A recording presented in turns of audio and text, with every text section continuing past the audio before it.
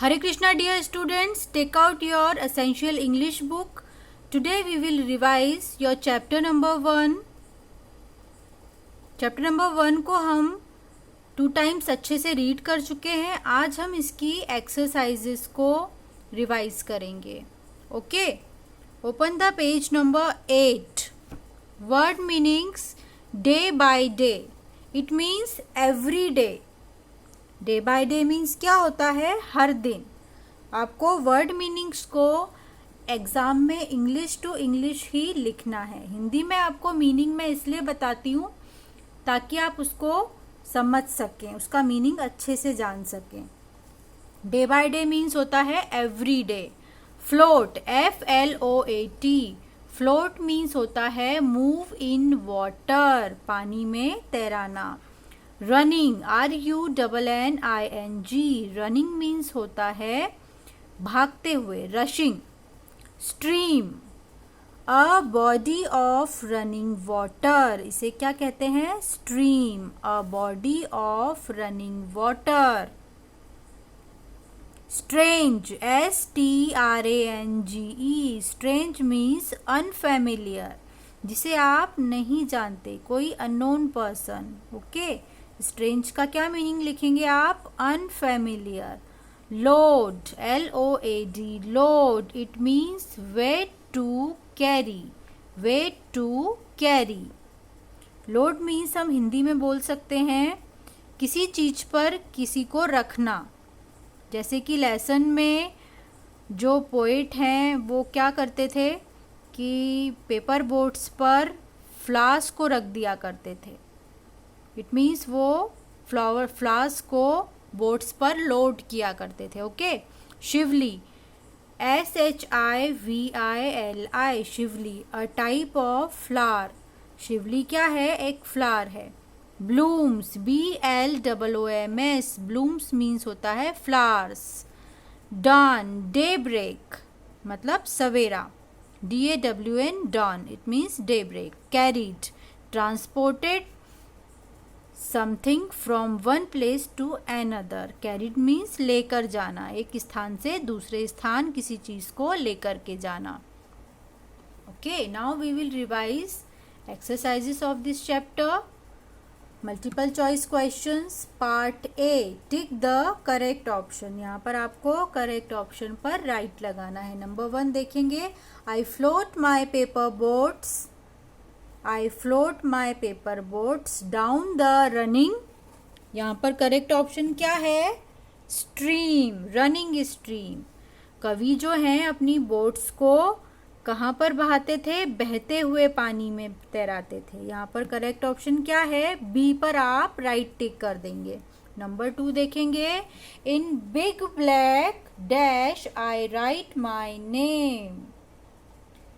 यहाँ पर कौन सा ऑप्शन करेक्ट है? बॉक्स, बोर्ड और लेटर्स.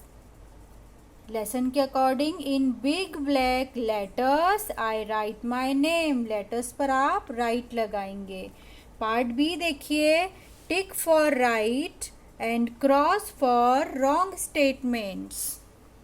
नंबर 1 देखेंगे. I do not float my paper boats, मैं अपनी पेपर बोट्स को नहीं तैराता हूँ. ये सेंटेंस लेसन के अकॉर्डिंग कैसा है? रॉन्ग है, तो इस पर आप रॉन्ग पुट करेंगे. नंबर 2 देखिए. I float my paper boats in the pond, क्या मैं अपनी पेपर बोट्स को पोंड मतलब तालाब में तैराता हूँ? क्योंकि जो कवि थे वो तो अपनी नावों को कहाँ तैराते थे?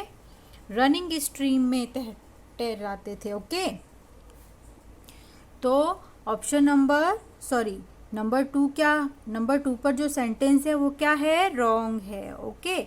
नंबर 3 देखिए. I load my paper boats with shiuli flowers from the forest. कवि जो शिवली फ्लावर्स पेपर बोट्स पर लोड करते थे वो कहाँ से लाते थे? अपने गार्डन से लाकर आते थे. और यहाँ पर क्या गिवन है? फॉरेस्ट से लाते थे. तो ये स्टेटमेंट भी रॉन्ग है. 4 देखिए. These blooms of the dawn will be carried safely. कवि क्या आशा करते थे? कि ये जो फ्लावर्स हैं वो सेफली सुबह तक किसी स्थान तक पहुंच जाएंगे। तो ये सेंटेंस करेक्ट है। ओके, पार्ट सी देखिए, fill in the blanks with suitable words. यहाँ पर आपको ब्लू बॉक्स में कुछ वर्ड्स दिए गए हैं, इनमें से आपको करेक्ट वर्ड चूज करके नीचे फिल करना है। ओके, नंबर 1 देखिए, I dash my paper boats. यहाँ पर क्या वर्ड आएगा? I float my paper boats. Number 2 देखिए, I float my dash boats down the running stream. I float my paper boats. Boats किसकी बनी हुई थी? पेपर की बनी हुई थी। यहाँ क्या फिल करेंगे? पेपर। नंबर 3 देखिए, I hope that someone in, क्या फिल करेंगे यहाँ पर? Some strange land will find them. Number 4 देखिए, I load my boats with shiuli. यहाँ पर क्या वर्ड आएगा? LOAD, load. I load my boats with shiuli. Part D देखेंगे, answer these questions. Question number 1 is, what do the child float day by day. जो child है वो क्या फ्लोट करता है डे बाय डे, मतलब प्रतिदिन क्या तैराता है? The child floats the paper boats day by day. Question number 2 is, what does the child write on the boards? Answer will be, the child writes his name and his village name on the boards. जो child है वो boards पर क्या लिखता था? तो answer क्या होगा? चाइल्ड बोर्ड्स पर अपना नाम और अपने गांव का नाम लिखता था। Okay, question number 3 is, what does the child hope while writing his name? कवि अपना, जो चाइल्ड है वो अपना नाम बोर्ड्स पर क्यों लिखता था? उसे क्या उम्मीद थी? वो क्या होप करता था? क्या आशा थी उसकी? The child hopes that someone in some strange land will find them and know who is he.